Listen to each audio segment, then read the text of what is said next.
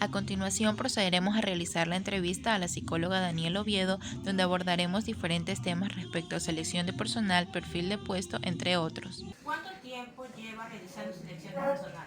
Bueno, les comentaba antes de la entrevista, yo tuve experiencia, estuve en Debies trabajando en el departamento de talento humano en algún momento, cuando era todavía estudiante, y ahí hice algo de selección de personal, tengo algo de experiencia, pero he tenido la oportunidad de estar en varios espacios directivos donde he hecho selección igual.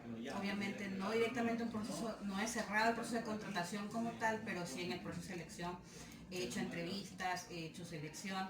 Quizás lo que no he tenido que hacer mucho por el rol directivo, que ya lo que está implícito en el rol directivo es quizás la convocatoria de candidatos, aplicación de test, aunque tengo experiencia también en eso. Entonces, la pregunta era, ¿cuánto tiempo lleva realizando selección? Ya, entonces digamos que como les cuento,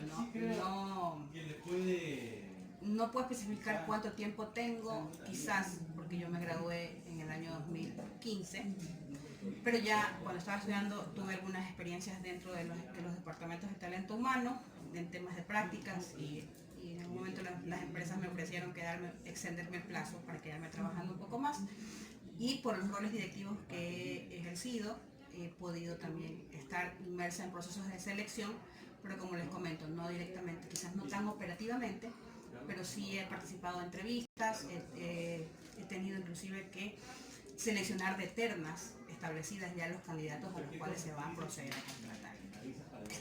La siguiente pregunta es, ¿cuál considera usted son los principales retos que nosotros afrontaríamos al momento de seleccionar personal? Bueno, es importante tener claro que cuando uno está en posibilidades o en un espacio donde uno va a contratar a alguien, entendemos que el Ecuador es un país que tiene un alto índice de desempleo, y eso nos pone en una disyuntiva a las personas que tenemos la oportunidad de hacer un proceso de selección o estar en un espacio donde vamos a definir quién va a ocupar una plaza laboral. Entonces va a pasar que va a venir el primo, el tío, el vecino, el hermano, Juanito, Pablito o la prima de Pablito a pedirnos que por favor lo ayudemos porque quiere trabajar en cualquier cosa, en lo que sea. Y ese es uno de los problemas quizás más marcados, porque la gente no tiene claro lo importante que es la especialización y cumplir con el perfil que se contrata. Entonces yo creo que es importante ser muy objetivos, hay que ser un poco fríos, tal vez, no sé si es el término, pero ser muy objetivos, racionalmente, hacer las selecciones racionalmente y basado a lo que dice la teoría, ¿no? Entender que lo que se ha escrito sobre procesos de selección, inclusive el mismo flujograma que está planteado en los procesos de elección, y cada elemento del proceso de selección es importante respetarlo para poder hacer una buena selección y no tener problemas. La siguiente pregunta es, ¿cuáles son las características o competencias que usted tiene en cuenta para la contratación de candidatos? Ya. Lo que comentaba en la pregunta anterior es importante. Es súper importante cumplir, yo sí considero que es súper importante cumplir los requerimientos que el perfil de la plaza o vacante que se genera vamos a contratar. ¿Por qué? Porque obviamente va a haber una tarea, va a haber una actividad, va a haber un desarrollo laboral que tiene que llevarse con normalidad y la persona tiene que estar capacitada para hacerlo. La capacitación es un proceso súper importante para cualquier organización, entonces la persona tiene que tener las competencias, las habilidades, las destrezas para poder realizar y ejecutar correctamente la tarea. Hay tareas más complejas, hay tareas menos complejas, y por eso es súper importante evaluar en el candidato eso. Y como decía, hay que centrarse en las competencias, habilidades, conocimientos y experiencia del candidato. Pero previo a esto es muy importante definir en el perfil lo que requiere, no vinculándolo con un candidato ni con una persona. Siempre cuando se desarrolla, cuando se hace la descripción del perfil o la descripción del cargo como tal o la descripción de la tarea de ejecutarse, para poder vincular al requerimiento que el perfil me está generando específicamente en cuanto a conocimientos, habilidades y destrezas, lo que yo tengo que hacer es evaluar qué es lo que necesito para ejecutar esa tarea, qué es lo que va el sujeto, o qué es lo que el sujeto debe tener, poseer y poder manifestar en un momento dado cuando ya esté desarrollando, ejecutando la tarea. Entonces, eso es súper importante, tener claros estos elementos y entender que el enfoque va más allá de las personas en primer momento sobre la tarea. Esto es personal, yo lo considero así. Primero, análisis de la tarea que se va a desarrollar. ¿Qué requiere la organización para que primero alguien, desarrolle esa tarea? Luego, ¿qué debe tener el sujeto que va a desarrollar esa tarea? Entonces, esto es importante antes de hacer una evaluación, para poder hacerlo objetivamente, porque insisto, lo que debemos los psicólogos organizacionales o industriales debemos tener claro es que lo emocional no se vincula en un proceso de elección. Debe ser muy objetivo y, de ser posible, evitar caer en este sesgo por afinidades, por parentescos o por emociones que puede pasar, ¿no? Entonces, eso es lo que hay que evitar. Dice, como bien sabemos, todo proceso de selección requiere un tiempo oportuno para encontrar la vacante. ¿Cuánto tiempo le toma en realizar este proceso? Siendo realistas, eso se queda básicamente en la teoría. Y cuando ustedes vayan a la práctica van a saber que va a llegar el momento en que le van a decir, necesitamos mañana reemplazar esta vacante, porque tenemos una máquina operando 24/7 y resulta que fulanito decidió poner su renuncia o de pronto tuviste muchos problemas porque de pronto te giraba certificados médicos y tú ya dijiste, sabes que ya no se le va a renovar el contrato a esa persona, o el jefe dijo, sabes que hasta hoy trabajas y te vas. Puede pasar, porque hay situaciones que son extremas y esa es la diferencia de cuando uno está en la universidad a cuando uno está en la práctica. Entonces puede pasar que te digan, y como digo, yo me he puesto quizás en un escenario extremo, pero puede pasar. Entonces te pueden decir, sabes que necesito que me llene esta vacante mañana mismo, o en 48 horas tiene que estar llena esta vacante, porque cada día parada la máquina estoy perdiendo tanto dinero. Entonces obviamente tú tienes que acelerar el proceso de selección. Por eso es súper importante que cuando una persona está en el área de selección de personal, cuando haces una terna y seleccionas a un candidato, siempre conserves los dos opcionados que te quedaron de la terna, que de pronto no es que rechazaste, nunca hay que considerar una terna como rechazados, sino como backups. Entonces, tú sabes que si de esa terna, que obviamente son 3 personas que se manejan generalmente en selección, algunas manejan 2, depende ya de lo que decide el psicólogo como tal y de las políticas de la empresa. Si tú seleccionas uno de esos 3, esos 2 son tus backups y te pueden servir al momento de que te generen estas situaciones. Las contrataciones no se dan, usualmente sí hay una proyección, una planificación y todo, pero hay situaciones extremas que te ponen en estas situaciones. Y estas herramientas, como digo, tener un backup, tener una base de datos muy refrescándola constantemente, llamar de pronto cuando tengas tiempo, claro que en recursos humanos casi nunca se tiene tiempo, pero cuando de pronto generes un momento, llamar a la gente y de pronto, o mandar correitos masivos para saber la gente en qué disponibilidad está o cosas así. O sea, ese tipo de situaciones, obviamente, dependiendo de la rotación de personal o los porcentajes de rotación de personal que tu empresa maneja.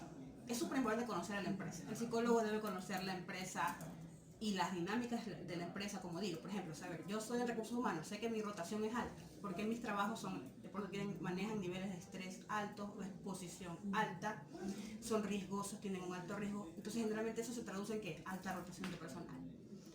Si tengo una empresa, estoy en un área de talento humano de selección de una empresa con alta rotación de personal, yo tengo que enfocarme en mantener mi base de datos de posibles candidatos vigente, activa y fresca.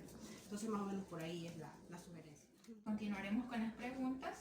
Tenemos la siguiente pregunta que dice, ¿cuáles son los pasos a seguir al momento de realizar una entrevista? Perfecto. Entendemos que para cuando ya uno realiza una entrevista, uno previamente ya tuvo, obviamente, primero filtró todas las hojas de vida, porque siempre hay un proceso en el primer momento donde llegan hojas de vida de gente que no tiene nada que ver con el perfil, y ya nos quedamos con los candidatos que han sido, digamos, que son los que cumplen con el perfil, que tienen las condiciones y que de pronto inclusive puede pasar que te contestaron el teléfono, porque a veces pasa que la gente no te contesta el teléfono. Entonces, los convocas a una entrevista, ¿verdad? Y tienes que enfocarte justamente en lo que vas a seleccionar, en el cargo, siempre pensando en que cómo veo yo a la persona ejecutando la tarea que va a desempeñarse, cómo veo yo a la persona realizando y siendo productiva en la empresa. Por eso digo que el psicólogo organizacional debe tener muy claro conocerse y tener claro las dinámicas de la empresa en la cual es parte. Sería eso. Basado en su experiencia en el área de recursos humanos, ¿qué acciones llevaría usted para motivar a un departamento de la empresa donde labora? Bueno, eso obviamente sería un psicólogo que estuviera en el departamento de capacitación o desarrollo organizacional, que son las áreas que se encargan de elementos como clima laboral, motivación, incrementar productividad, de pronto, qué sé yo, hay un montón de estrategias hoy en día. Ahí están las pausas activas, están de pronto las integraciones, existen un montón de mecanismos que están probados, hay papers de compañeros psicólogos y de otro tipo de profesionales que han desarrollado donde se establecen estrategias. Esto más se refiere a estrategias de intervención de grupos para elevar niveles de productividad. Por eso dependerá, como digo, de la naturaleza de la empresa en primer lugar, qué hace la empresa, porque obviamente siempre hay una afinidad entre la naturaleza de la empresa y los perfiles de las personas. ¿A qué me refiero con esto? Si estamos en una empresa de desarrollo de software, ¿verdad? Y esto no es un prejuicio, esto es simplemente una posibilidad. Entonces los ingenieros, los informáticos tienen un perfil, generalmente son introvertidos, generalmente son personas que deben tener una gran capacidad de concentrarse y mantenerse concentrados, quizás no tienen mucha fluidez verbal, entonces no voy a usar, por ejemplo, con ellos una dinámica donde ellos tengan que hablar mucho, o quizás la uso si veo que eso me va a generar el resultado que estoy buscando en ellos. O sea, si yo tengo que desarrollar una habilidad específica en ellos para que ellos sean más productivos en la empresa, hacia allá enfoco mi estrategia. Y de acuerdo a la estrategia que yo desarrolle y al enfoque que yo tenga, yo lo que hago es buscar la herramienta, la dinámica o el espacio. De pronto un workout, un día, qué sé yo, un día de campo, una integración, hacer ejercicios de integración, como decía, pero eso dependerá obviamente de la especificidad del requerimiento o de la capacidad, habilidad, destreza que yo quiero desarrollar en el grupo, en el departamento en este caso. ¿Qué consecuencias puede traer una mala selección de personal, como de pronto contratar personas que no se aproximan al perfil del puesto? Es imposible, o sea, no se puede hacer. Hay que tener claro que cuando uno hace una contratación de ese tipo, uno va a tener consecuencias a largo plazo que no puedo decir cuáles sean, porque como digo, todo va a depender mucho de qué es lo que van a hacer. Quizás, es que por eso existe la descripción de los puestos. Porque, por ejemplo, para yo contratar a alguien que sea mensajero, por ejemplo, yo tengo, obviamente, que sé yo, establezco un nivel de bachillerato como instrucción. Y obviamente hay tareas muy específicas que son fáciles de aprender. Entonces quizás el mismo perfil es abierto y tiene un mayor número de posibles candidatos. O digamos que hay un número mayor de sujetos que pueden hacer esta tarea, ¿verdad? Entonces, obviamente yo ahí la selección es amplia y si yo selecciono a cualquier persona es mucho más fácil para esa persona adaptarse. El problema viene cuando hay una especificidad técnica de experiencia o una experiencia necesaria. Por eso esa es la importancia de desarrollar el perfil o hacer la descripción del cargo. Porque eso me va a permitir a mí saber qué persona está capacitada realmente para hacer esa tarea. Y a mayor complejidad de la tarea, obviamente hay un menor número de sujetos capaces de desarrollar esa tarea. Si yo selecciono mal o selecciono a una persona que no tiene las capacidades y las competencias, daños de maquinarias, baja productividad, a mal ambiente laboral, porque también va a pasar que el compañero va a decir, porque tiene padrino hasta aquí y yo que o sea, me explico, son un montón de situaciones que se van a generar. Realmente es muy nocivo, es poco ético, poco profesional que una persona haga una contratación sin mantener objetividad, profesionalismo y ética. Eso es súper importante. Dentro de su empresa, ¿qué roles ha desempeñado como psicólogo organizacional? Bueno, como decía, mi experiencia en psicología organizacional, en espacios de talento humano, ha sido bastante puntual. He tenido cargos directivos, me encanta la psicología, me siento muy orgullosa de ser psicóloga industrial. y es todo lo que podría decir al respecto. En un momento dado en mi maestría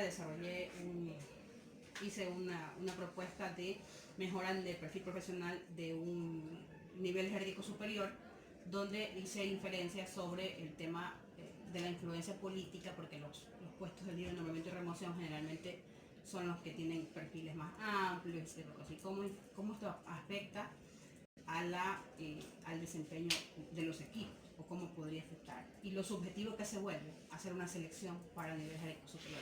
Es más o menos eso lo que abordé, y esa sería básicamente mi experiencia, ¿no? Y como decía, la universidad es una cosa, y cuando uno sale al campo laboral es otra cosa completamente diferente. Tenemos la última pregunta que dice: ¿considera que es conveniente estar informado de las necesidades del trabajador para otorgarle el puesto? Hay algo que creo que le aplica a todas las profesiones. El conocimiento es poder. Entonces es súper importante estar informado siempre, y sobre todo cuando estamos en talento humano, es que hay que saberlo todo. Entonces la parte final de la pregunta era ¿cuál? Estar informado de las necesidades del trabajador para otorgarle el puesto. Ya. Existen dinámicas de selección muy agresivas. Hay empresas que están dedicadas 100% al headhunting, por ejemplo, que es, digamos, el cazar, porque si traducimos headhunting es cazar cabezas. Entonces están muy dedicados a buscar personal que esté altamente capacitado, que esté laborando en distintas empresas y que puedan atraerlo a su compañía, porque obviamente si yo traigo a alguien experimentado y capacitado, estoy ahorrándome una inversión en capacitación, que de hecho es muy importante este rubro para todas las empresas, porque como decía, la eficiencia de la empresa, la eficiencia del proceso productivo va a depender de la capacidad y de lo bien que la tarea sea ejecutada en cada parte del proceso, desde el input, la transformación que se dé, hasta el output, en el caso de una empresa que se dedique a realizar productos. Y en el caso de una empresa que se dedique a realizar servicios, el input, el desarrollo de la provisión del servicio o la entrega del servicio como tal, y el output, que ya viene siendo ya cuando ya terminamos el proceso. Entonces es súper importante saber qué quiere la persona para que esté motivada y se mantenga en mi empresa, porque la fidelización de un colaborador va a depender mucho de justamente esto, de satisfacer las necesidades que él tenga, y es para eso que existimos los psicólogos profesionales. Justamente, el tema del clima laboral es súper importante, también es algo que nos es implícito, nos corresponde mantener, mejorar y estudiar también. Entonces es por ahí que van, ¿no? Creo que a eso se refería la pregunta. Bueno, esto ha sido todo por el día de hoy. Culminamos con la entrevista. Le agradecemos mucho a la psicóloga Daniela Oviedo, que nos ha impartido un poco de